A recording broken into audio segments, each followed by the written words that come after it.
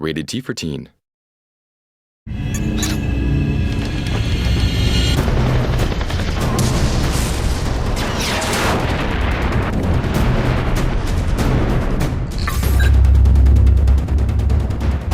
Today we'll be talking about the way we represent the soldier of the future and his technology in GRAW 2.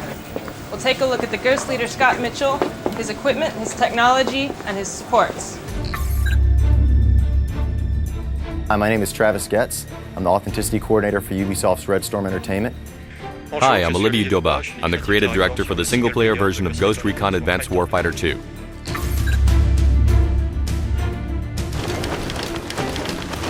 For GRAW 2, you can think of Mitchell's gear as moving on to Soldier of the Future 2.0. He's going to have a different helmet. This design was provided to us by the U.S. Army Natick Soldier Center, and it is put together by Cry Associates. The crosscom has now become an earpiece on the left side of Scott Mitchell's helmet, equipped with a laser pointer. The camera that used to be on the right side of the helmet is now much smaller and integrated into the middle front of the helmet. Another design change that's been made with the Soldier of the Future 2.0 is that we're moving from the sort of standard multicam camo that we had in Ghost Recon Advanced Warfighter onto the new digital ACU camo, which has been adopted by the U.S. Army and is in use in the field today. It's a gray and white pixeled camouflage. The pixels make it much more complex for the brain to analyze, hence the ghosts are a lot harder to detect in any environment, whether it's natural or urban.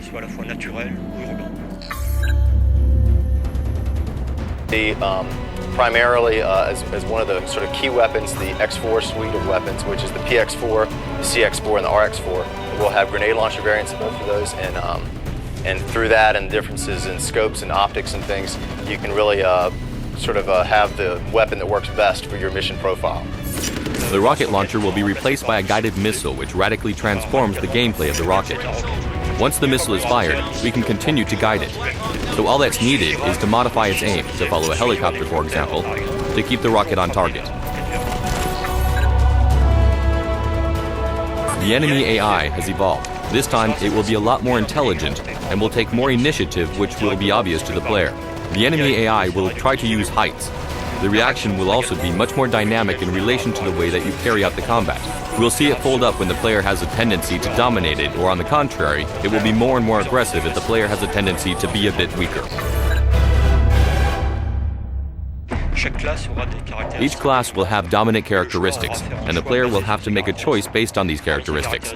Among these characteristics are the firepower, the distance that the class will be able to engage combat, the type of vehicle it will be able to engage, and also a medical capacity. Trade-off for the medic's healing abilities is that he is less heavily armored and he's less heavily armed, meaning that his job is less about shooting and more about aiding and helping his fellow team members.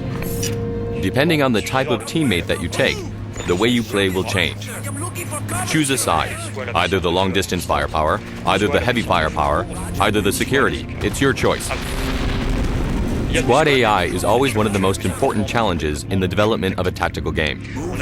In GRAW 2, we really wanted to stress the difference between the assault aspect and the recon of the teammates in order to leave the player a real tactical choice based on these engagement rules. In Recon, the teammates are really scouts. In Assault, however, it's more shooting. We've tried to copy the way people play in multiplayer mode. They relay a lot of information like, I saw an enemy on the right, I saw an enemy on the left. You'll play in solo mode, and you'll hear the teammates talking to you, and you'll hear them telling you, I count 3 guys to the north. Contact everybody. Contact in the zone. He's all alone. Check that roof over there. Marksman, on him. Cover me! Kill confirmed. In Ghost Recon Advanced Warfighter 2, the crosscom has been advanced to what we call the crosscom 2.0. What's nice about this is that the players can actually command more. For example, if you have an Apache Longbow attack helicopter that's giving you air support during a mission, not only can you see his view in the upper left-hand corner of the screen, you can actually now see that view full screen, and you can control the camera on that Apache and direct his fire and tell him where you would like to have him give you assistance during the mission.